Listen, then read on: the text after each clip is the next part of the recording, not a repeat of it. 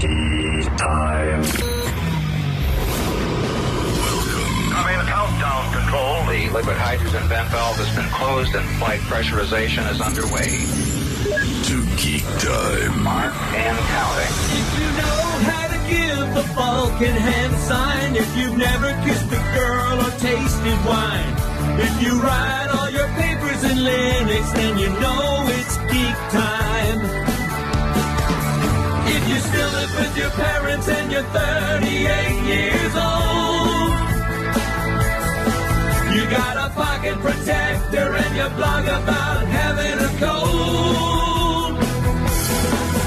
It's Geek Time. Can't wait to get an iPad. It's Geek Time. You're like Vogel and Superbad. It's Geek Time. You got a coffee mug warmer and an Iron Man mask.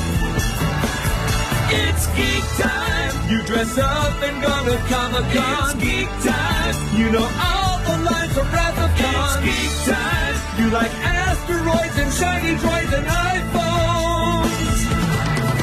It's Geek Time. Time to get a life. It's Geek Time. You will never get a wife. It's Geek Time. The next generation. Technical difficulties. Please stand by. Welcome to Geek Time, the next generation. Hosted by Chris Bors. Don't cross the stream. Make it so. And Scott Erkman. Never tell me the odds. Bringing you all things geek-worthy from the world of pop culture. Get to the chopper!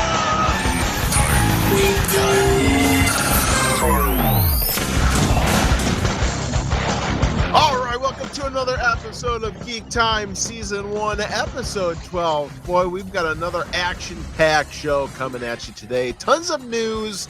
We're doing these shows bi-weekly now, so yeah, we just got a bunch of stuff to cover. We also have a couple guests today. Brian Volk-Weiss. Now, if you don't know that name, he is on the fast track to becoming quite the powerhouse in the geekdom universe, and he's got a couple shows, The Toys That Made Us, as well as the Icons Unearthed on Vice, which is an incredible show. If you haven't watched that, I encourage you to do that. So we're going to sit down and talk with him. And we're also going to be sitting down with toy maker of the Simpson line. He's got the whole lowdown. I've got a bunch of questions to ask him about the toy line because I just love that they're bringing back this Simpsons line. Yeah, we both got a lot of stuff. I mean, they've already made like every figure available, but I want to know, are there other ones that they're like, we got to do this one now? Like Playmates had the license back in 2001 or 2, and they cranked out like 16, 17 series, and the last two drove me nuts because they announced the last two sets and they never saw the light of day. They canceled the line before that even could happen. So yeah, and again, those were names that they were going deep in by that those last waves there. Yeah, they're getting this deep cut characters like Cecil and Akira, and it pains me that we never got figures of those guys. Yeah, so that's why I'm hoping we'd be digging through these ones. The one thing I want to talk about with the guy over at Jakks Pacific is the issue with Apu, because Apu is like such a controversial character now. Like, can they even make that guy into plastic these days? Yeah, I assume you can make the figure as long as you don't have any kind of voice activated stuff. It should be good, but. So, all right, let's get into it. So the first thing that we like to do is our geeking and freaking out segment. Now, the one thing I want to talk about is one thing I'm freaking out on is last time we had Neil Ross from G.I. Joe fame. And after I recorded the interview, I went on IMDb to check out his credentials. One thing I didn't realize was that he played a voice on the old Pac-Man cartoon show, the Hanna-Barbera one.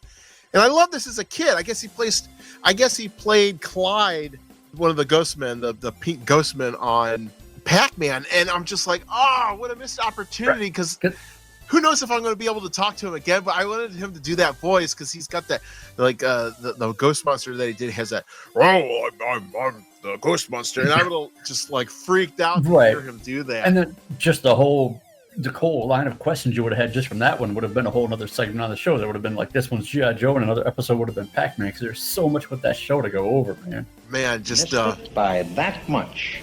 Yeah, definitely, because like I said, I don't know if I'm going to be able to sit down and talk with them, and that's why I have to really sit down and research these guests, because I talked to him at one of the shows that I was at, and they didn't put that credential on his list, so I had no idea. So of course later it's like, doggone it. That's so weird because that's such a big iconic show from the 80s, from a big property. You think that's something very fitting for that one. Very fitting sound effect, yeah. So Scotty, what are you geeking or freaking out on? I had sent you that trailer for Tron that I wasn't aware of until it just happened to show up on my thing. And I know we're going to talk about it later, so I don't want to get too much into it. But if you want let's get into it. So it looks like, from what I'm gathering, that they're going to be coming to, they're going to be breaking over into Earth and everything. And it just looks great with the light cycles and with Nine Inch Nails doing the soundtrack. That's going to be ridiculously big. Yeah, I think this is going to be really great to see them coming out into the real world, because that's kind of where the last one left off. And it's kind of interesting because I did watch the last one again, like I think it was last summer. I just threw it in and watched it. It's interesting because back in the day, I remember I was freaking out over how they de-aged. What's the main guy's name? Oh, Jeff Bridges? Jeff Bridges, yeah. And I remember freaking out over that, like, wow, he looks so real. But now when you watch it, there's something that's off about it that you can tell it's not that uncanny valley like story. Real. Yeah, you can tell it's like CGI or whatever.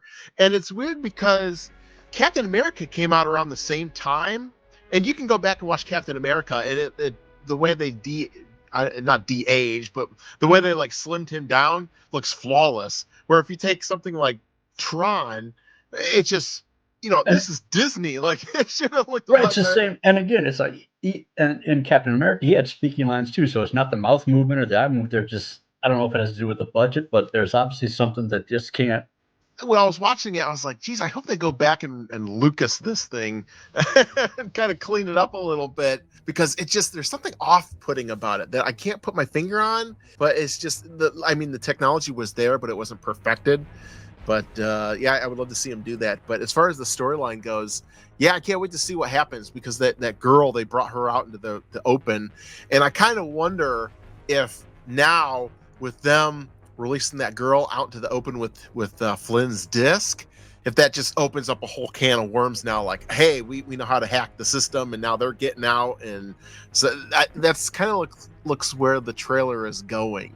I had the same feeling, and this is one like where I saw that first trailer. I was like, I don't think I need to see any more. I'm already in. I'm going to go see it, and I don't know that I want to see any more trailers, because if I see more trailers, it'll just kind of ruin the story. And I want to go in fresh, not knowing, and just be like, oh, that was amazing. All I got to say is I hope the storyline wise, I hope it goes off a lot better than Westworld did, because the first, I don't know if you watched that, but the first season was incredible. The second season, lost a little bit of its edge, but the third season, what a train wreck. I just, off the rails. I didn't even see the third season. Yeah, I kind of, like you said, when they started to swerve off of that whole story, everything got weird with the second season. That's where I don't even know if I finished the second season, to be honest with you. Yeah, just to utter. It didn't work out well in that second season. But I am hoping that House of Mouse will pull this off, because they've got so much to work with. Yeah, it's a big IP, and the fact that they had spaced them out so long, they got plenty of time to work on a good story and punch it up and get everything going. So this will be a good one to see. Right, absolutely. Okay, now let's get to some geek news and notes, because boy, there's a lot to cover.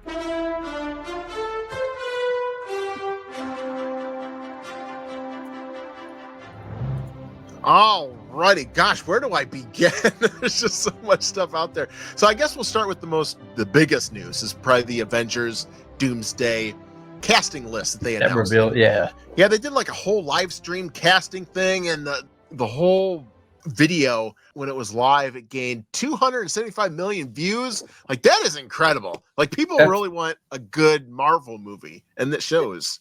Yeah, and because the last couple ones have not been as profitable, or just not as great.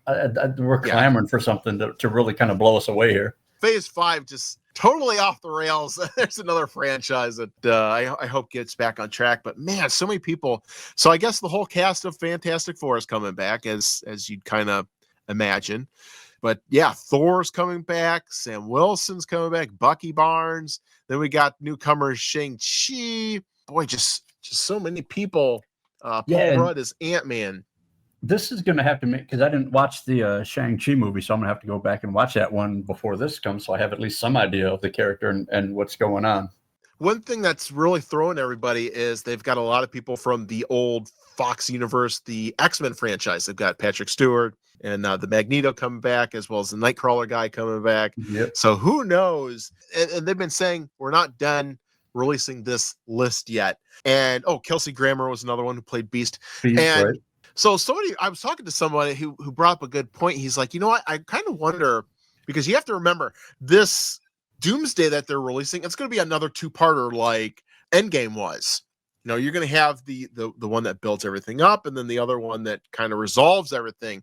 So he was saying, you know, I kind of wonder if what they're doing with the first one is kind of putting together an Avengers versus X-Men type of scenario. And then, of course, in the second movie, then you have all this multiverse action going on where you have to resolve the big bad. Right. Like, that's where they're like, in order for us to defeat, if it is going to be Victor Doom, which it sounds like it is, they're like, we're all going to have to come together, and that's going to be that big wave of everybody coming in fighting as one team. One of the things that threw me is Namor. They're bringing Namor in finally, which is a sea-dwelling character.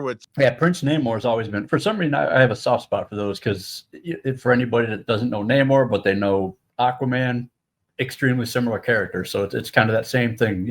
Prince Namor is a submariner, Aquaman. Well, I don't know about you. I'm super excited for this movie. I guess they haven't even filmed it yet. Gotten any filming done, but I'm just like, man, we're gonna have to wait. Just the Fantastic Four, the trailer for the Fantastic Four shows me that I think they're getting back on to what's going to appeal to me, to what's going to get me going to the theater again to see these things. Fantastic Four, I'm all over that one, but Thunderbolts, as far as that goes, I'm just like, man, I might have to pass this one. I don't know enough about them. That's one of that's not on my radar. So going back to that Fantastic Four, you got like the Thing. That's that classic Jack Kirby thing where he's got the big rock brow and everything. Right. So they're definitely going into the Fantastic Four. That's right. It's going to get me in that theater. Well, see, I didn't care for the Black Widow movie that much. And it seems like all the character, like her whole family that was in that movie, is going to be carrying this Thunderbolt. So I'm just like, I'm kind of out. Yeah, because I think even the guy from Stranger Things who was in the Black Widow movie, I think he plays like Red Tornado, or I don't remember. Oh, yeah, the character. Dad. Yeah, and I think he's actually one of the people cast for this new one. And I'm with you. But again, maybe they got to have him in there because you got to get everybody in the seats. And so while we're talking about Avengers, I guess the script from Kang Dynasty, the one that was supposed to predate this before the Doomsday was retitled and everything, the Kang Dynasty script leaked online, and everybody's been going through it like, oh my gosh, what's going on here? I guess it's like a first draft. But some of the things that were supposed to happen in that movie was the debut of Miles Morales, which was the alternate Spider-Man. I guess they were going to have back all the No Way Home Spider-Man back again to reprise their roles. Ooh. And I guess Deadpool and Wolverine were going to be back in another team up, as well as bringing Moon Knight in for a huge role. And as far as Kang goes, I guess they're going to have this big, huge battle world, and they're going to have all the Kangs, bringing all the Avengers in, and I guess having a big battle with them. So that's how they're going to tie all that up. And then again, you kind of read that script, you're like, how are they going to top that? Because that sounds amazing. What are they going to do with this Avengers movie that's going to be better than that? I'm just curious what they're going to do with the original Ant-Man ending, because they were promoting this Kang buildup. I wonder if they're going to like address that somehow, like, all the Kangs got wiped out by Galactus or something. They're going to have to, because I mean, everybody pulls these things apart, looks at them, and goes to sees them enough times. They're meticulously look at. That's the kind of fan base we are. We're going to look at it and pull it apart and say, hey, what about this? Your move, creep. Yeah, so moving on, I guess there was, and I don't know if you saw this, Scotty, there's a TMZ video floating around out there of Harrison Ford where he was just, he was taking the subway in New York. I felt so bad for the guy because it's just like one of these creepy videos that pops up where this guy is just kind of like stalking Harrison Ford and just filming his every move. And he's like right in his face. And I felt so bad for Harrison. I'm like, dude, you creeper, get out of there. Like, leave the guy alone. Man, like, I didn't see this, but just hearing it's enough to make me feel just terrible for the guy. I was getting so angry for him because he's just like out in the out in the wild, he looks like this 70, 80-year-old guy, and he just wants to be left alone. Like, leave the guy alone. Right. Like you said, yeah, you see him in person. He's not Indiana Jones. He's like, now he's this frail. It's like your grandpa trying to just, go to the store to go to a bodega or something to get something. It's this frail guy. You feel bad. Yeah, and the camera was all in his face, and like, oh, when you end up to me, I mean, he didn't say anything to him, but it's just like up in his grill. I'm right. Like, oh, bad. Come on, man. And what are the chances this person, is for one just trying to get views online, but also hoping that Harrison Ford says something or does something where this guy gets like I don't know who, if a guy or girl, this person gets some kind of payday off of this stupid action. Right, and I guess another item in the news is the whole Switch 2 fiasco. A lot going on with this. Yeah, they announced that the new console's coming out, which I don't know why they even need to do that at this point. Like, I feel like the technology is good enough where they could just sustain the life of the Switch. But I guess they announced the price is $449, and gamers are freaking out like, oh my God, I can't believe you're charging that much. And games are going to be like around the $70, $80 price point. Yeah, everything's getting really, really ridiculously expensive. I watched some of the things, they do the side-by-side of, hey, here's the Breath of the Wild on the Switch. Here's what it's going to look like on the 2. It looks good enough, but it looks like, it's really an enhanced version. There's nothing, I guess they just can't pull it off with the old hardware. Nintendo, like they like to come out with a very high price point, and then by Christmas time, they break it down. You get bundles and things like that. So just because there's going to be a Mario package, there'll be a Zelda package, there'll probably be like a Kirby. I think they're doing new Kirby. Yeah, they're going to have all these bundles with tons of different to make it a little more easy to swallow that price point. So I've been having a lot of people ask me, Irate Gamer, what's your opinion on this? And that's my opinion. So pretty much the same as everybody else's, actually. Yeah, just hold on, wait, it'll come down. Just hold your horses there. So I guess the next thing we'll talk about is the Naked Gun trailer, because do we have to. No, Scott, I was a huge fan of Naked Gun growing up. And same. And if you can hear my daughter's in the background, I guess it's take your daughter to work day here. So she's bouncing around in the background. But if you hear any kids in the background here, somebody broke into the apartment, so I need help. But I guess I'll go with your thoughts first, because I'm sure mine differ a little bit from yours.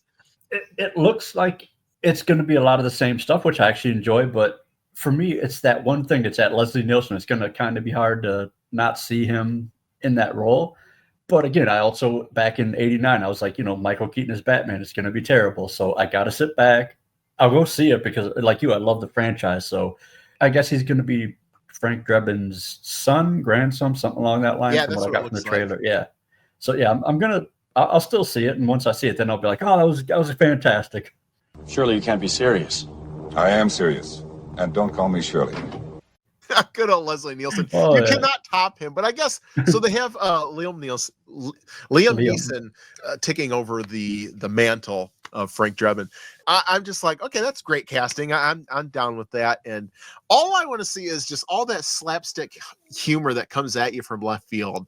That's why I loved Simpsons in the beginning so much, because Conan O'Brien was really tuned in with that, and he brought that aspect to the show where even like there's episodes of The Simpsons where, you remember this, Scotty, where the kids run into the room and they're like, Dad, can I have some money? And as they're closing their fist, you hear like ding, ding, ding, ding, ding, ding, ding, ding. And you hear Homer in the background go, oh, ice cream man. Like just absolutely out of left field. Like, and that's why the dinging was happening, because there's the ice cream truck was going by. Right. We thought, and going to that, like, a good thing is that I guess Seth MacFarlane wrote the script for this Naked Gun. Oh, that's right. Yeah. Right.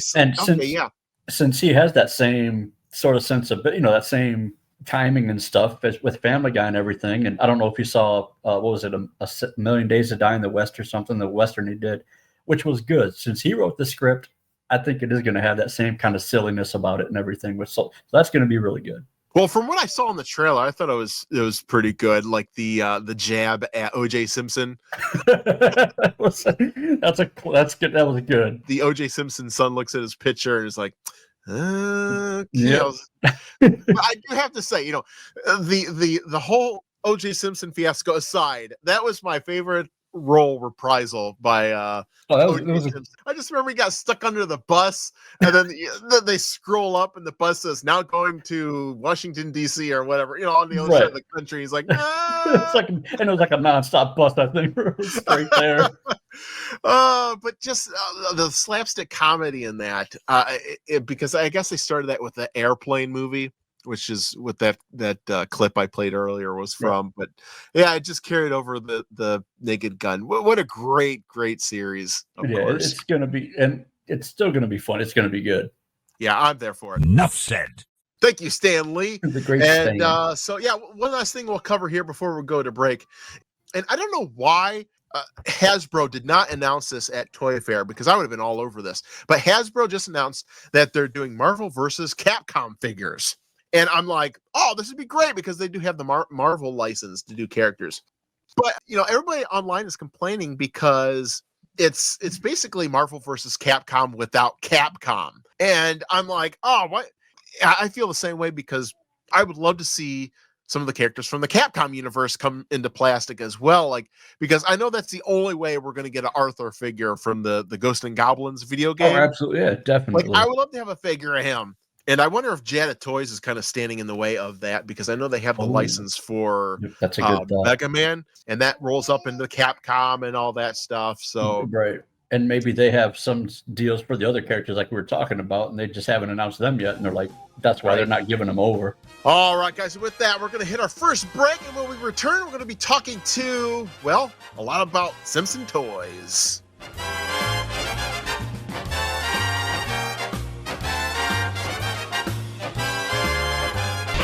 Technical difficulties. Please stand by. Geek Time continues transmitting next with Jakks Pacific's Simpsons Toy Rep. All right, guys, if you want all things nostalgia in your toys and comic books and even cartoon shows, they're coming up with those. Nacelle Entertainment, they are all over that. They're bringing back IPs like RoboForce, Cowboys of Moon Mesa, Biker Mice from Mars. They've got action figures. They've got vehicles, comic books. They also did a big comic book cross-connected universe where all the characters came together to fight a big bad. So yeah, all kinds of stuff coming from Nacelle. And like I said, these guys are becoming quite the friends of the Geek Time universe as well. So there's a connected universe for you too. Yeah, definitely. But yeah, they're doing more shows of the Toys That Made Us for Netflix. They got season 4 and 5 coming. Like, just so much stuff. I love these guys. They set me up over a bunch of product, and the toys are fantastic. The tooling is great, so make sure you check those out if you love those properties. Just a bunch of stuff coming at you. All right, guys, the release of the Minecraft movie is upon us, and if you're looking for real-world accuracy on anything from the Minecraft world, including torches, swords, potions, and more, well, head on over to the Noble Collection. They've got highly crafted replicas based on all the assets from the video game, and they look amazing, I gotta say. Yeah, I'm looking at some of the stuff now. I said that just noticed they had DC, so I'm going to be looking into that. Jurassic Park, like Wicked is huge now. They got some stuff for them. Yeah, not just Minecraft, but they try to do an amazing attention to detail with all the different IPs that they have. Yeah, I'm looking at it right now. Like they have Aquaman's Trident. It's $59. It's in stock. I'm like, why would you want to turn down that? It's a beautiful replica for $59. Oh yeah, they've got tons of IPs. They've got, I believe, Harry Potter, DC, just too many to list. So if you're looking for authentic replicas, then make sure you check out thenoblecollection.com today.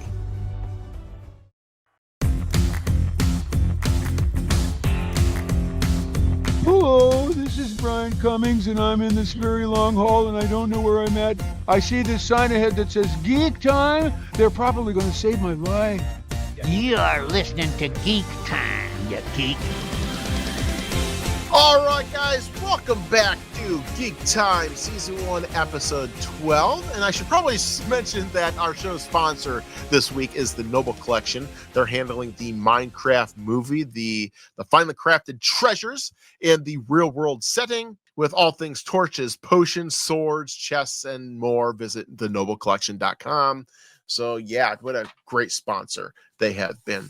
So, all right. One of the things I'm super excited about is we're going to be talking to Jakks Pacific. They have the Simpsons license now for all things Simpson. And it's kind of crazy because they have two different Simpsons line. They have like a 5-inch line and a 2.5-inch figure line. And I didn't think I would like the 2.5-inch figure line, but I love it because they're making play sets, and these play sets are so detailed. It's got all kinds of cool deep cuts. So I'm just like, the only thing holding me back now is they've only got like 2 or 3 waves out. I'm just like, there's so many characters in this universe. Like, I want more. Yeah, exact. But again, like you said, the play sets are detailed. I was looking at some of the figures today when I was out doing some errands, and those little ones are actually really good because you get the little ones, you get more shelf space. You can put more of them on there.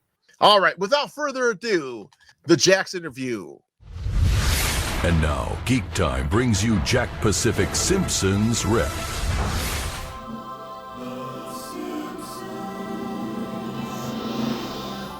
Yeah, thank you for joining us on Geek Time. So I'm going to talk about all things Simpson figures. Thanks for having me. Sure. I love the Simpsons line. I love what you're doing here.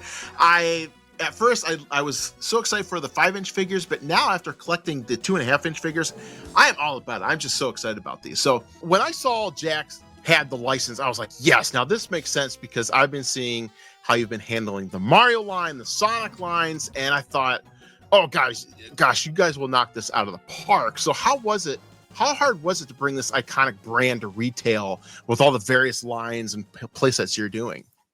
It's in the beginning, I guess it was a little bit difficult trying to figure out where we wanted to focus. We're all fans of the show at Jakks. There's plenty, over 35 years of content to work from. We knew there was going to be a big range of fans, but once we started the process and figured out that we wanted to do a little bit of everything to satisfy both those groups, it became a lot easier. Gotcha. And the best part about this line is that there's so many characters. I mean, you guys could go on for 20 years and you probably couldn't even scratch the surface. Are you guys like constantly getting into fights over this character should be in this wave or this should be in that wave first? Everyone has their favorites, of course. We're constantly discussing and debating who makes more sense to do. Fan sites provided a lot of great feedback for us when making our considerations because we wanted to make sure that those guys were happy. The Simpsons family was always meant to be the focus, but with all these other great secondary and tertiary characters, it is tough to pick which ones to prioritize, but we hope to get to them all at some point. Well, I just know that I would be pushing my favorites. I'd be throwing chairs and just heated arguments. Do you have any specific characters that you would like to see in the future? I'd love like all the Moe's Tavern guys, Lenny, Carl, Moe himself. I think the one that I hope we get to one day would be Lionel Hutz. Like the sleazy lawyer is always been like one of my favorite characters. Oh, yeah, I didn't even think about that, Lionel Hutz. But yeah, so you guys are thinking that far ahead with like those tier characters then?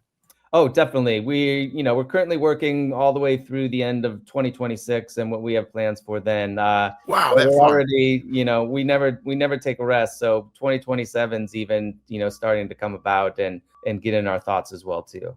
Gotcha. Now I know that Playmates did a Simpsons line back in the early 2000s, which I enjoyed. I loved it. How much of a role does that play on the psychology of this line? Are you thinking, okay, we should do this and stay away from that like they did? Like how much? It definitely played a role. We wanted to kind of weigh the pros and cons of, re-releasing something that may have been done before, but in our typical Jakks way, or do we stick with something that's completely new? And I think in a lot of the cases, it made sense to kind of do a re-release, of the Simpsons Living Room or Krusty Burger. And then there's other things that we could do, that haven't been done before, like the Moe's Tavern prank phone, like something that's completely off the wall that nobody's done. So it was a little bit of both. Well, I will say like the sculpts that you guys are producing are amazing. Like I've taken the old Otto from the Playmates line, put it together with yours, and there's no contest. Like yours just blows that sculpt away to the point where I'm like, I don't know how the Playmates version got out of the factory because it just it doesn't look as good as yours. Like yours looks like it stepped right out of the cartoon. Like, is there a long process of let's fix this, let's fix that? I wouldn't say it's any more longer than our typical toy process. There's obviously some characters that have a lot more detail, like Otto that you mentioned, maybe like Bumblebee Man or Chief Wiggum with his badges and his nightstick and whole police uniform. So depending on the character, we can go through, a few more rounds than we normally would do. But a lot of the characters are simple enough to where, it doesn't take too long to get them where they need to be. Well, I love the character collection so far, and I specifically with like Wave 4, you guys kind of themed it to be this school setting with Skinner and a couple of the kids.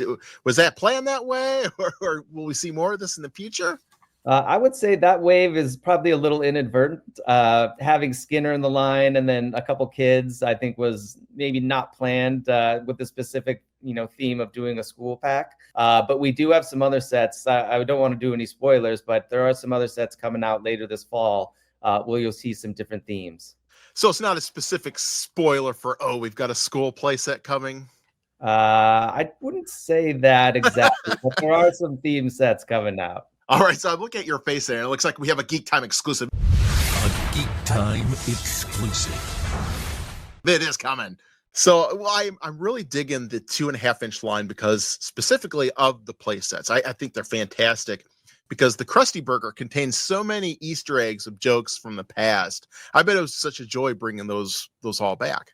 Oh, definitely. We give our design team free reign. They're the experts on stuff like that. One thing we did know is like there's so many great gags and jokes from the show that we wanted those to reflect in the products that we produce. So allowing them to like throw in a lot of those Easter eggs and simple little switches that trigger the gags was a lot of fun to do.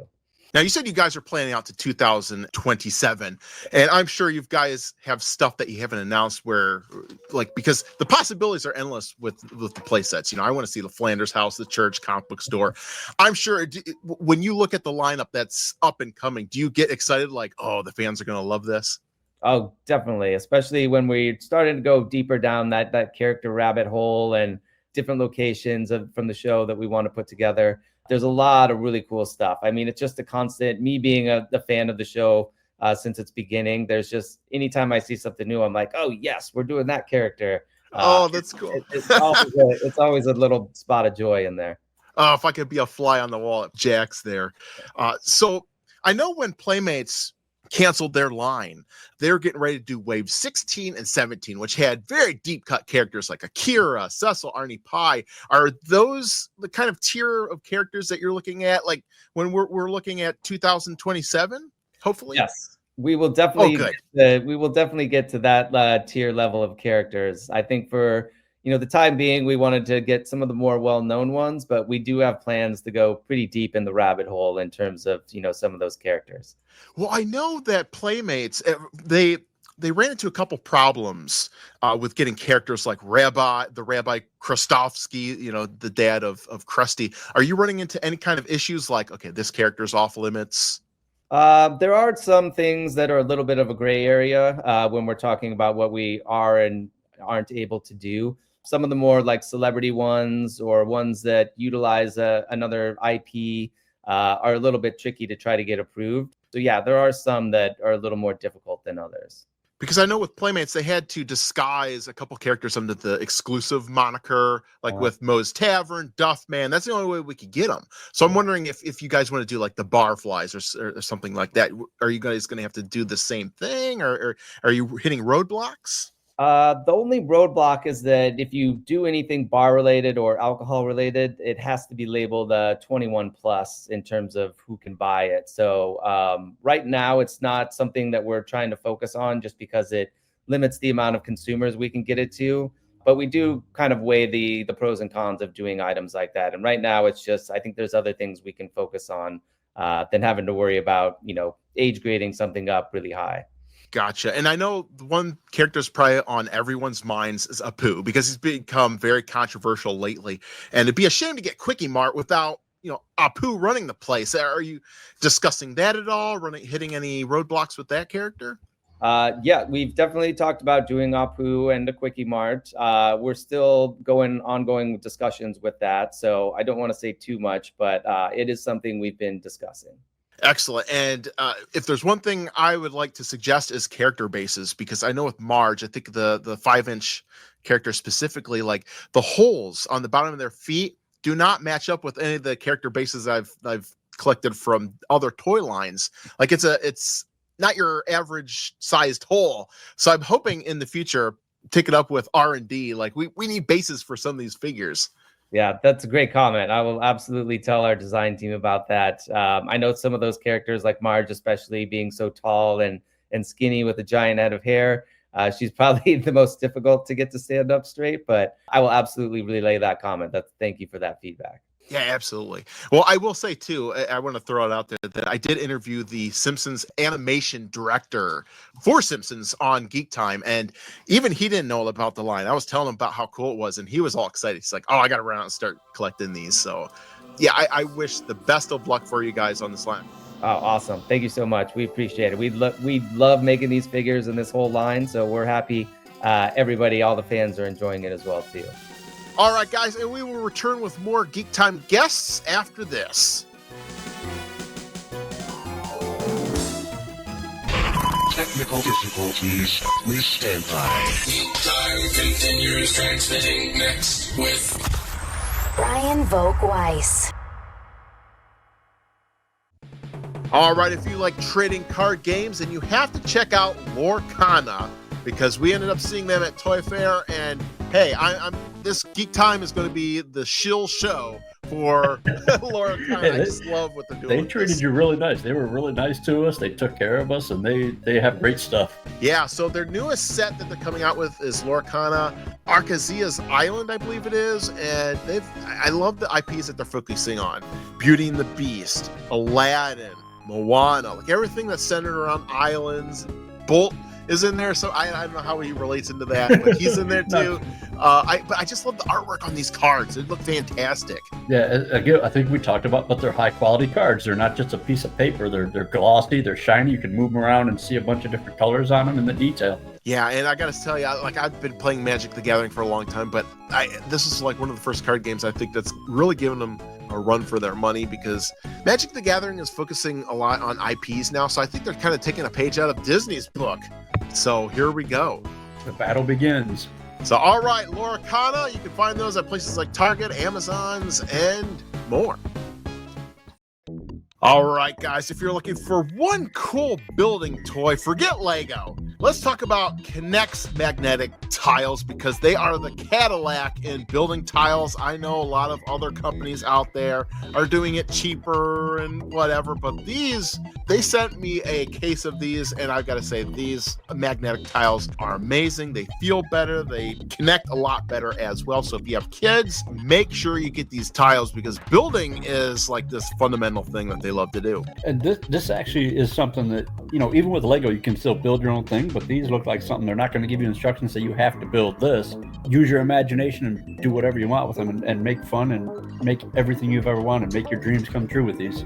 Oh yeah, my kids love to make houses with them and buildings and cars and whatnot. So you can do all that stuff, rocket ships and more. So make sure you check out Connect's, CONNECTIX magnetic tiles. This is Commander Sulu, and you're listening to Geek Time. Oh my. All right, guys, welcome back to another segment of Geek Time, Season 1, Episode 12, and I'm super excited about this next guest, Brian Volk-Weiss. Like I said earlier, he's got so many things in the can. He's making documentaries. Like, that's my newest thing. I love watching documentaries, and he's doing them for Netflix, Vice TV, and he's also, you'll hear in this interview, he's also having a hand in distributing other documentaries onto Amazon and things like that. So he's just doing a great service to Geekdom fans everywhere. Yeah, especially we're older ones, so we kind of grew up with a lot of this stuff, which is the newer generation. They really get. But again, even though I grew up with this stuff, Transformers, I don't know the backstory.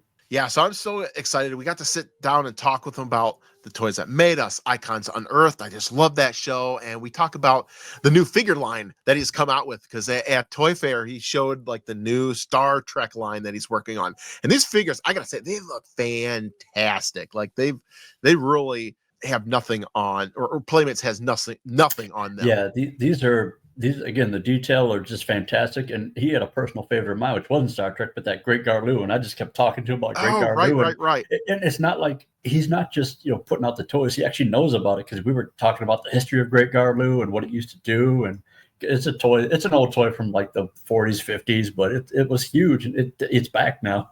Yeah, so I was so excited to sit down and talk with him because we even talk about the Star Trek line that he's doing and the future of it. So we've got some Geek Time exclusives in here. So, all right, the CEO and founder of Nacelle Entertainment. Geek Time proudly brings you the man behind the shows. Toys that made us, movies that made us, icons unearthed, and about 1 billion other awesome geeky documentaries we just can't get enough of. He also has a knack for bringing old toy franchises back from the dead. Brian Volk-Weiss. All right, Geek Time fans, I am super excited to bring you our next guest, Brian Volk-Weiss. Now, if you know that name, he's done a ton of TV shows for geeks out there like me.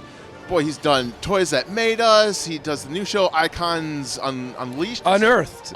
Very close. Yes, very close. He's done the Disney Behind the Attraction. Yeah. You're testing my memory here. I love this. This is good exercise. I love it. This is a good exercise. Now you've got a toy line. You're getting to Star Trek realm. Can you believe it? I love all the reveals that you're doing here at Toy Fair because looking at the toy line for Star Trek, I'm blown away. You've got some deep cuts here that just a Trekkie Tuvix. That's all I got to say. Tuvix from Voyage. Yeah. Man, it's the craziest. Like, we had a meeting at Toy Fair last year. Somebody mentioned that Playmates was not doing Star Trek anymore. Months later, weeks later, I said to our head of consumer products, Michael, I was like, do you know anyone at Paramount? And he was like, I would not be very good at my job if I didn't. So I was like, can you see if they'd let us pitch Star Trek? And he was like, sure, yeah, we can waste an hour. So they agreed to take the pitch. We prepared a deck. The deck should have been 12 pages, maybe 10. It was 48 pages long, and it was literally what we're doing. I, as a huge Trekkie, I have about a 1,500-piece Star Trek collection. Wow. So I knew what I wanted, and I knew what was on my shelf, and I knew what wasn't on my shelf. Captain Jellicoe wasn't on my shelf. Captain Garrett wasn't on my shelf. Tuvix wasn't on my shelf. So that was the pitch, except it was 48 pages long, and it was absolutely insane. That meeting was, I think they were just trying to make sure I was like a normal Trekkie and not like a crazy Trekkie. Those do exist. And then 2 weeks later, we got an email saying, congratulations, you've been approved to make Star Trek toys. I knew what everybody's been doing. So, like, I knew what Playmates had just done. I knew what Super 7 and McFarlane. Right, yeah. I knew what everybody had done. But everybody was making Captain Kirk and Spock and Picard and it was just like I never understood, like, Playmates made Salamander Tom Paris. But they didn't make Captain Jellicoe. And it's so funny, like any Star Trek list you see of like the top 10 episodes, it's always a tie or alternating between Inner Light and Yesterday's Enterprise. There's been 10,000 Picards with the crazy flute and no Captain Garrett. Yes. So that to me it was the line. So while a lot of people have been saying, like, Valkyrie, like, why would you do Valkyrie? We waited 30 years for, like, all these things to come, and you're doing Valkyrie. And even some people are saying that about Tuvix and almost every character. Yeah. But the reason is, like, we're going to get to Kirk. We're going to get to Spock. We're going to get to Uhura. One of my questions. We're going to get to everybody. Okay. But I wanted to come out of the gate and just assure the community we're Trekkies, we love Star Trek, and we're not just doing Kirk and Spock. So that's how it happened. I love it. It's just made a huge impression on me because you've got Wei Yun the Vorta from Deep Space Nine. You've got, like you said, the captain, the jerk captain that took over from, I can't remember what. Chain of Command. Chain of Command. I think everybody remembers that captain. He was such a jerk. It's like, oh, I love to hate that guy. Yeah. You have Sulu from, I think it was Star Trek 6. That's Is right. That the one? That's right. Okay. Great. It's like, oh my. And then, it's just so many deep cuts. I love seeing what you're doing with this line already. Well, you're very kind, and I don't know if you noticed or not, but the accessories, we brought two accessories with us. Okay. So it's funny. I'm curious to see if you can get this or not. About half the people do, half the people don't. Jellicoe. So we gave him the one accessory he absolutely, positively should not have come with.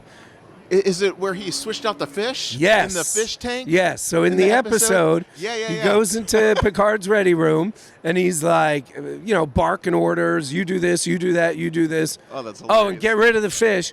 And the logic was, again, I know Jellicoe isn't Captain Kirk. I know he's not Captain Picard. He's not Janeway.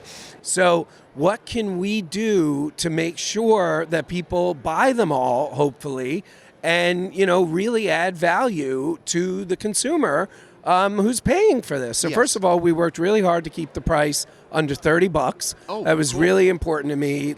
But the accessories, I'm a huge G.I. Joe Classified fan. Okay. And, I love the figures, of course, but they come with so many accessories. Sometimes, and I'm a huge G.I. Joe guy, sometimes I even got to Google it to be like, what is this? That's how detailed and brilliant these accessories are. So that's what we're trying to do. Valkyrie, in Star Trek III, The Search for Spock, she has this tape with all the classified information for Genesis. Oh. So, of course, we included the tape, right? And that's what they called it, tape. Valkyrie, who is without a doubt, in theory, the most obscure character we did. Right. She's on camera for less than 3 minutes, maybe even less than 2 minutes. First of all, she's the first female Klingon ever shown in a movie. Her wardrobe would inspire Klingon wardrobe for the next 40 years. So I thought it was very important to make her for that reason. I also thought she was a really cool character with a, spoiler alert, really cool death.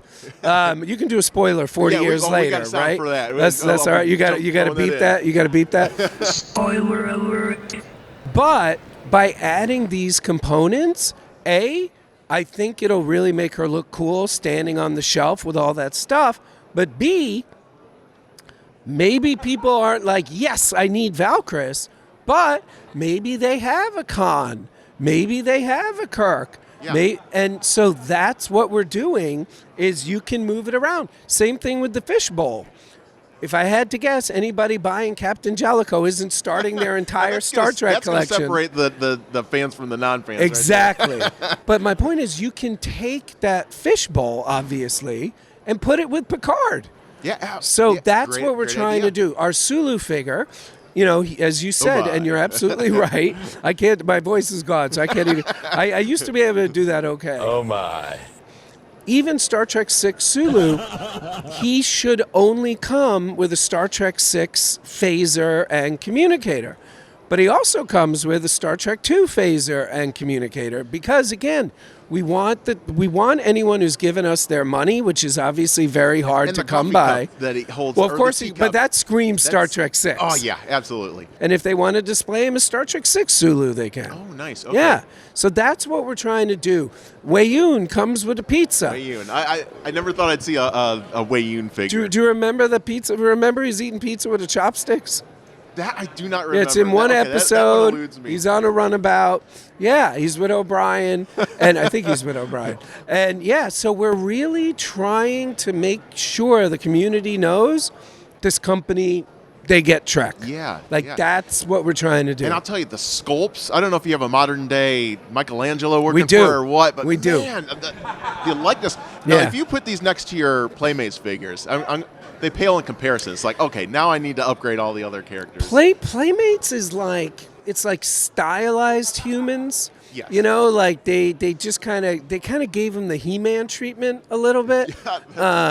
Well, I want to talk about Toys That Made Us because okay. I'm a huge fan of that. Thank you. Thank you. I love the toy line, but I love that show, and I think I saw a press release that you're doing 2 more seasons. We have season 4 and 5 in production right now. What can we expect from that? Well, we've announced the toy. We've announced the brands we're covering. So, what are those for those that haven't looked up on these? I always forget one. It's like a mental thing, and it's never. So let's see how I do. Okay, I quizzed you with Jellicoe. All right. Now it's my turn. Enough. All right, let's see how I do. So superheroes, which between us is really Batman. Okay. But there'll be a little Superman and Wonder Woman. So, and it's funny, that's the one I always forget. So superheroes, and that's really like, Toy Biz's Super Friends Okay, line. Toy Biz, going through the whole history. Oh, yeah. Nice. Oh, yeah. Mego, of course. So we got superheroes. We have basically Strawberry Shortcake. So it's essentially perfect. Okay. So it's all those lines that American Greetings made that were from My Pet Monster, Mad Balls, all of that. Oh, Mad Balls. So that's two. Yes, great. Ghostbusters, the most popular episode by comments on social media. Fast food toys. Oh, that's a good one. Polly Pocket. So now we got 5. Nerf. That's 6. Who am I forgetting? It's weird. Like I've noticed the formula though. You go 3 boy properties and then 1 for the girl centric. Yeah, and it's funny. That's like not really deliberate. It's weird. In some ways, I could say it is deliberate, and in some ways, I could say it's not deliberate. Pokemon. Oh, that's so now I'm down to 1. I told you I always forget one. I always forget one. And then here's the thing: these episodes they're not cheap, and as you know, we're a nostalgia-based show. So the problem is the way play patterns and toys work now for like the last, say, 5 years, maybe 8 years at the most. It's the only show we work on where I think there really is a finite amount of episodes we can make because, like, I'll give you an example. I love LJN. I love Dune, David Lynch's Dune. Nothing would make me happier than to do an episode about LJN's Dune line. We'll get crushed. No one wants that. Yeah. Like I would say, if there's probably 5 to 10 million people that want to see a show about Transformers toys, I would say there might be 20,000, if I'm being generous, who want to see a show about Dune. It's like you mentioned with the American Greetings. You're lumping in the Mad Balls and all that stuff, and which is great. And that's kind of the only way you could probably sandwich something like that into there. Exactly. Yeah. Well, it's also the company itself is a story. Like it's a great story. Oh, yeah. And we try to do that too, in that every episode, of course, is about the toy. But if we did our jobs right, you learned a lot about Kenner as much as you did about Star Wars. So we really try to give the characters of the companies involved like the spotlight. Yeah, you have to give them a face. So Yeah. people are like, oh, okay. Yeah. See, I love that you go to the sources themselves with the Hasbro Yeah. and the people that worked on it. And I just the one episode that sticks out to me, I can't remember what you were doing. I think it was Barbie or something. That you were interviewing some guy, and some guy had like it looked like a real doll or something in the background. I'm like, what's going on here? That was Joe Barad. If you knew what that, and by the way, it's not. It's the funny thing is, it's not just everyone thinks it's a doll and a chair. The doll and the chair is the artwork. And if you had any idea what that thing was worth. And by the way, seriously? I will. Oh, man. Like a lot. Wow. And by the way, I know what it was worth in 2017. I can't even imagine what it's worth now. There's only 4 of those that were made. Like real famous art. I'm not a modern art guy, so I don't know what the hell that thing is. But I can tell you, I asked Jill. You know, I get asked this all the time, like, why'd you do that to poor Jill? Let me tell you about poor Jill. I asked poor Jill, do you want that in the shot? And she was like, yeah, why wouldn't I? And I'm like, okay, let's do this interview. So there is no poor Jill. That was very deliberate. Is it a pain in the butt going cross country, getting all the interviews and? It's a perk, man. Is it? It's a perk. Nice. It's the greatest thing in the world. I love traveling. You know, I got 3 kids. I got a great wife. I hate being away from them, to put it mildly. Oh, same here. But I love traveling. I love seeing the world. I know some people hate hotels. I know some people hate. Listen, I hate airports. I'm not insane. LAX is the worst one, ironically. But I love exploring. You know, again, it all goes back to Star Trek, right? Of course. Yeah. To seek out new worlds and new civilizations.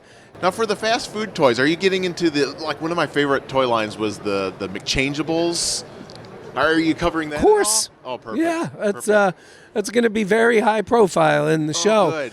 But what a lot of people don't know is, it's interesting, like McDonald's being McDonald's and their size. Anytime they do anything, it gets attention.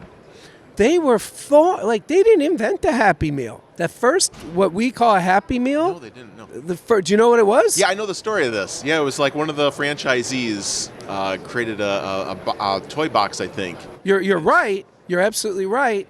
But the first Happy Meal ever. Oh, that's right. The Star Trek the motion picture for like burger time, like some like random like restaurant. But that was the first one. Did that. So if you need someone to interview about that. Yeah, we do. Yeah, I will absolutely take you up on that. Okay. Yeah. Yeah, excellent. So I have to talk about the Icon show now. Sure. Has that been renewed? Because the last one I think that dropped was the Spider-Man one, which was... No, the last one that dropped was Tom Cruise. So we did our last season was all about Tom Cruise movies. That's right. Okay. So that was the last one. That came out in November. I'm not supposed to talk about this, but there's likely going to be more. Oh, can we get a Geek Time exclusive of like a little hint? Again, we have partners, so I have to be respectful of them.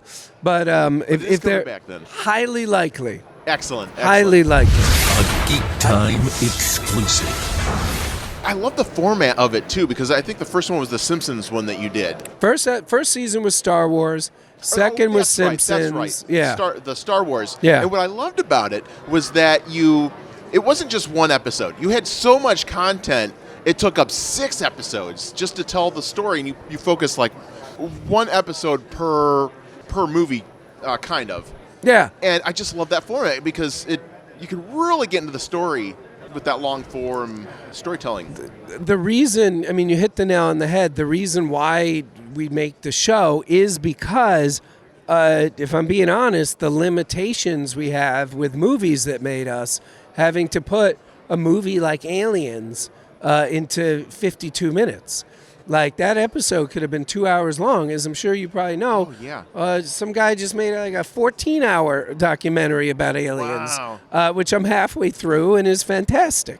So that's why we did Icons Unearthed. It was to be able to dedicate a lot of time, 6 to 8 hours per franchise. Yeah, so that's exactly why we do it. And see, that's why I did the Irate the 80s series on YouTube so long ago, because some of the stories behind these franchises are more interesting than the franchise itself. Like absolutely. Like Beanie Babies, for instance. Yeah. Like if you read the Beanie Babies book, you'll see the whole craze was pretty much started by like these ladies in Chicago. It was just they lived in the same community, and they started like this whole craze. Like if it weren't for these like 5 ladies, Beanie Babies would have never went anywhere. And 2 of those ladies were sued by Beanie Babies and basically had their lives ruined. Yeah, it's the craziest story ever. Yeah, we put a doc out last year about Beanie Babies. Oh, did you guys produce that then? There were 2 that came out.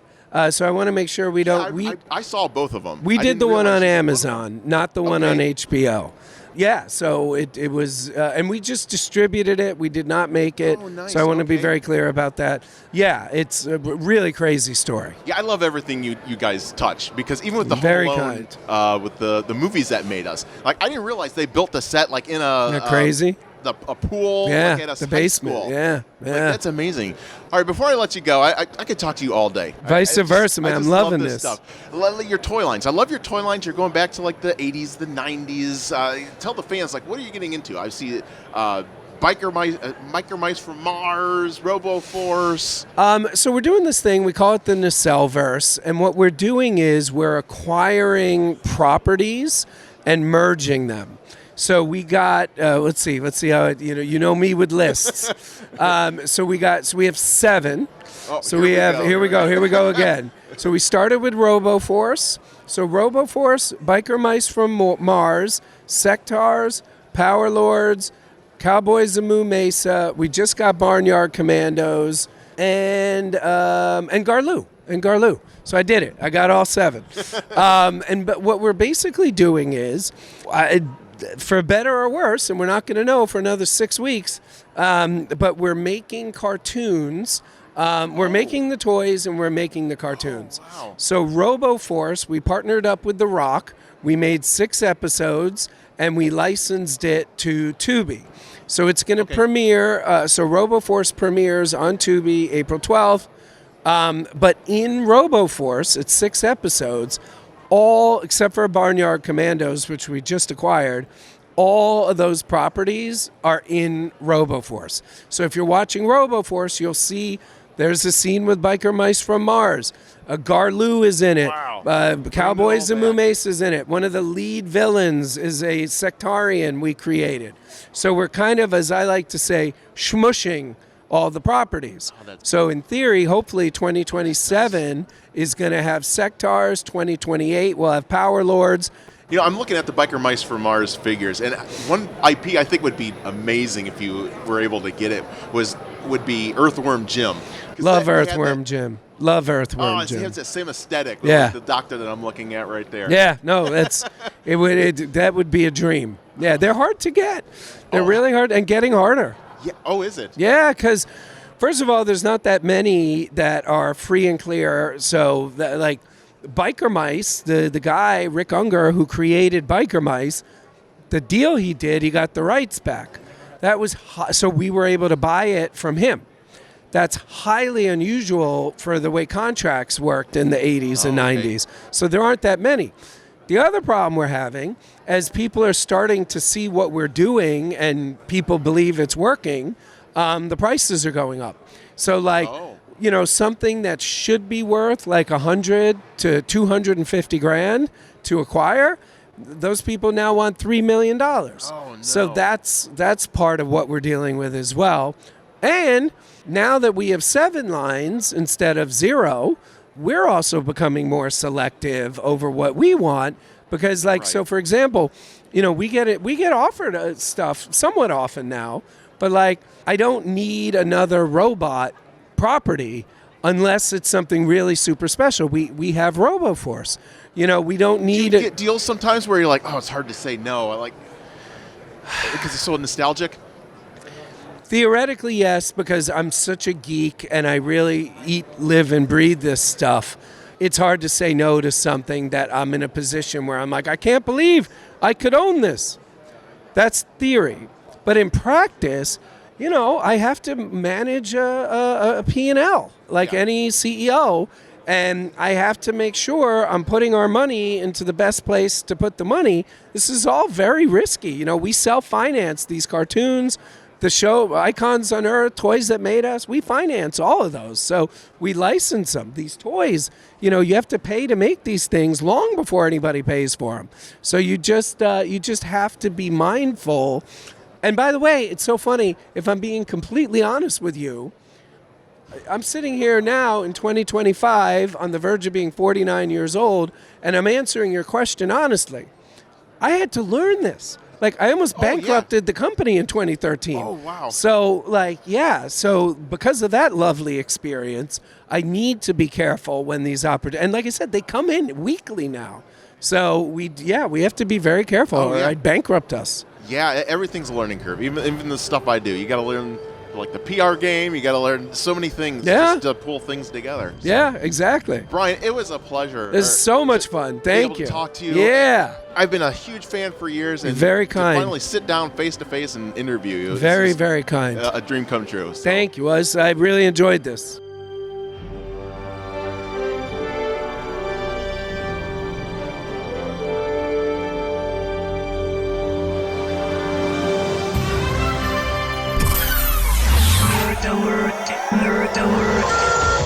Warning.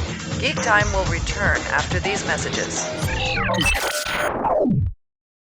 If you're looking for the latest and greatest in tabletop miniatures, well, you better check out WizKids. They just sent me their newest offerings from their Star Trek line. This set is amazing. It's called Star Trek Into the Unknown, and they've got ships from both the Federation and Dominion War, which spans Deep Space Nine, Star Trek The Next Generation, and those were some of my favorite series growing up. Wow, I'm looking at the Enterprise right now, Enterprise D. They've painted all the little windows, the decals, it's just amazing. They also have a big set which contains Jem'Hadar's battle cruisers and fighters and Constellation class warships on the Federation side. Just an amazing set. You can pick this up now wherever you can find tabletop items for sale, those hobby shops and things like that. You won't find them at Targets. WizKids also available on their website.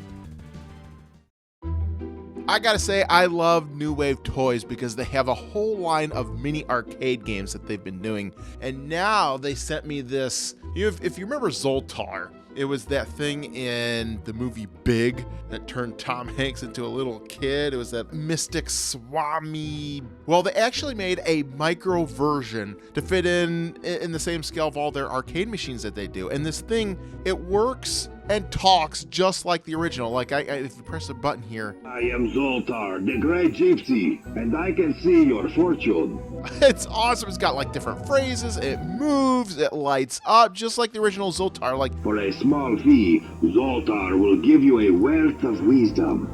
I'm not sure where you pick this thing up at. Probably at the newwavetoys.com. If you're into these amusement park type miniature scale model things that they're doing, this needs to be in your collection. Come on over and let Zoltar be sharing with you your fortune.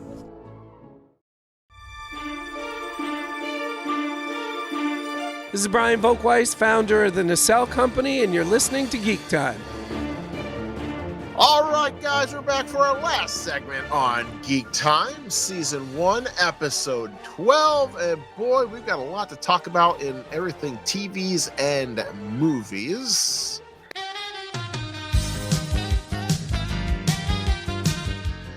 All right, so one of the first things I want to talk about is there's a new documentary. Like I said, I love these documentaries. There's a new documentary coming out that focuses on the history of comic book shops. And it's coming out in the next couple months, I think this summer. And it's called Shopping for Superman. And this looks great. They just dropped the trailer, I think a week or two ago. And Scotty, you would love this. I don't know if you saw the trailer yet, but it looks great. I hadn't heard about it until you told me about it, and I'm going to make a note right now to make sure I check it out because I have to. Yeah, one of the things I always loved growing up as a kid was the whole Death of Superman fiasco because it hit at just the right time where comics were taking off. They were becoming very highly collectible. All the stuff from the before what was Crisis on Infinite Universes. Infinite, right? So, Infinite Earths took place. It was at that time where like, wait a minute, everything that happened before then, hey, these have value. So everything was just skyrocketing at that time. And that's where Todd, found his footing and he took off with Spawn. Like, it was just a great time to be alive. And this covers all that and more. I didn't even have a local comic shop. We had to drive like about an hour away, and we did it every week. And my brother and I. Oh my! Like you said, they were taking off. They were huge. Yeah, and on the subject of the whole DC universe, I guess I've been watching all the news coming out about this Lanterns show because I'm a big Green Lantern fan. I can't wait to see what they do with this. And I guess they're bringing Nathan Fillion in. He plays Guy Gardner in the Superman movie, so I wonder if he's going to have some tie-in with the whole connected universe. And that just throws into question, like, okay, at what point are we going to start with the whole Green Lantern franchise? Because I want to see Hal front and center, and then things just gravitate with him. John coming in, John Stewart, and then eventually Guy Gardner comes in, and then Kyle Rayner. Like, that's what I want to see. I want to see the natural progression of this universe. I just don't want to see all these lanterns thrown together. Like, I want to see a progression of the storyline. Yeah, I would like to see too, because again, you're a bigger Green Lantern guy than I am, but it would be kind of cool to get like an origin of each one. This is how like John got his ring. I mean, I know why they get it, but what was the search? Like, who lost their ring? How did he get his ring? Yeah, and it's interesting that they went with Nathan Fillion because I remember before Ryan Reynolds was cast as Green Lantern, like everybody wanted Nathan Fillion to play Hal Jordan. So here we go. We're going back to that Nathan Fillion but yeah, exactly. Like Guy Gardner, like I just find that so crazy. In the trailer, he looks really good too. The hair looks good. I think he's going to make a pretty good Guy Gardner because he's going to have that smirky, that snarky kind of attitude that Guy always has. Yeah, I had to warm up to his look because I always pictured Guy Gardner as having that rough, like Irish, look to him, like that grit to his face. And I don't know if Nathan really has that look. More of like a square jaw type thing. Yeah, like the whole Popeye thing. Gotcha, right on. I pictured that. But so in more news here, Scotty, I know you're all over this one. The Critic. So if you love The Critic back in the day, which, if you were a fan of The Simpsons, you always gravitated to The Critic, which starred John Lovitz, who was the main character of Jay Sherman. He played a film critic. That was the point of the show. And it just, again, with the whole Naked Gun thing, all the jokes from left field, like Conan O'Brien type jokes. Yep. And it was just a great show. Like I ended up getting it on DVD last summer. And I just sat back and watched every episode. It was such a joy. Cole made a whole week of it.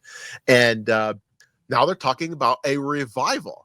And I guess John Lovitz has been talking about this revival for a couple of years now on his social media. But now things have moved forward because now they have the original creator, Al Jean, on board, which is a great sign of getting the ball rolling on this thing. Yeah, I mean, with Al Jean coming on, they're not going to have to worry about trying to fight for the rights or getting anything. They're going to have all that stuff. And well, the one thing I'm kind of worried about is the voice actors, because it seems like everybody's dead except for John Lovitz. The guy who played his boss is dead. The guy old who plays lady hair, with the white. Yeah, the lady that does his hair, she died. She played Lunch Lady Doris on Simpsons. She's dead.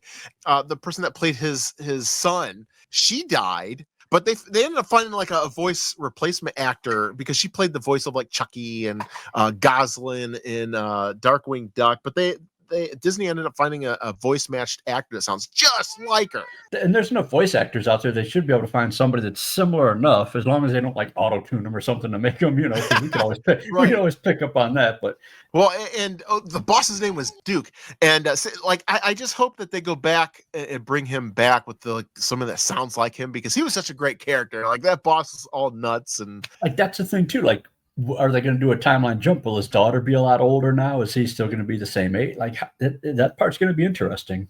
Yeah, so I can't wait to see. Like, I hope this thing gets off the ground, because there are so many properties that have come out recently that are so ripe for parody, and the Critic always hit that right note. Some of the times those trailers were the best part of the show too. Yeah, I know. So, all right, moving on, because we don't have much time left. So I guess the Legend of Zelda movie, if you're into that, we have a date set for that, the live action movie on Netflix, which is March 26th, 2027, which 2 years from now, I don't know why we're even announcing that date right now, because God, talk about a long tease.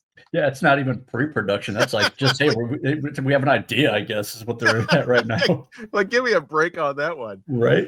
But as far as Star Trek fans go, I was excited about this. So I guess Brent Spiner was on a podcast, which we got to get him on Geek Time. I mean, come on, this podcast, I never heard of this other podcast.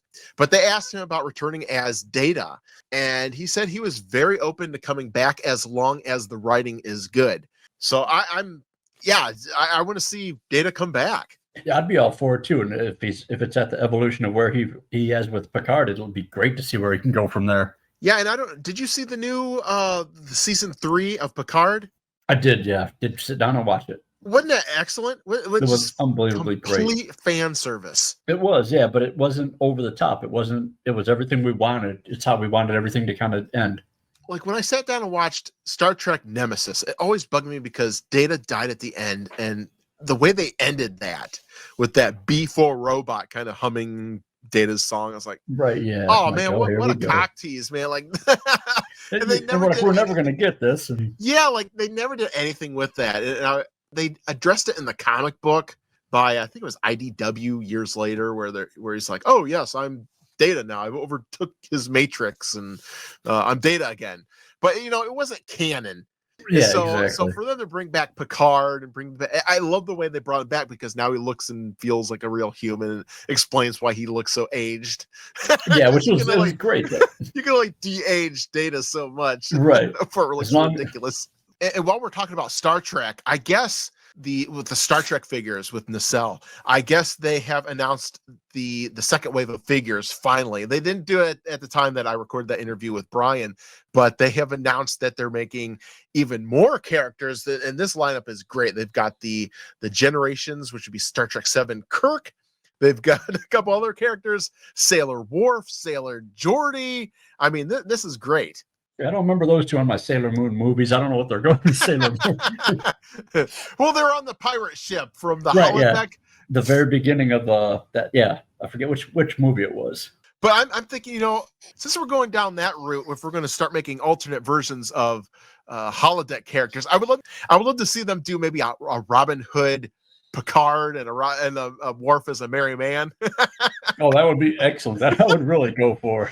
Sir, I protest. I am not a merry man. But if we're going with these deep cut characters, I mean, how cool would that be? A merry man Worf. Oh, that'd be fantastic. Oh, we got to bring that back. All right, well, the time has us on this episode of Geek Time, Season 1, Episode 12. And a special thanks to our show sponsor, The Noble Collection. Make sure you visit thenoblecollection.com. Also, a special thanks to Jakks Pacific for sitting down with us, as well as Brian Volk-Weiss for sitting down with us as well and talking about all things geeky. Yes, it was a lot of stuff we covered this week, a lot to talk about. We'll have more next week, and we'll be back to talk then. Yep, same bat time, same bat channel.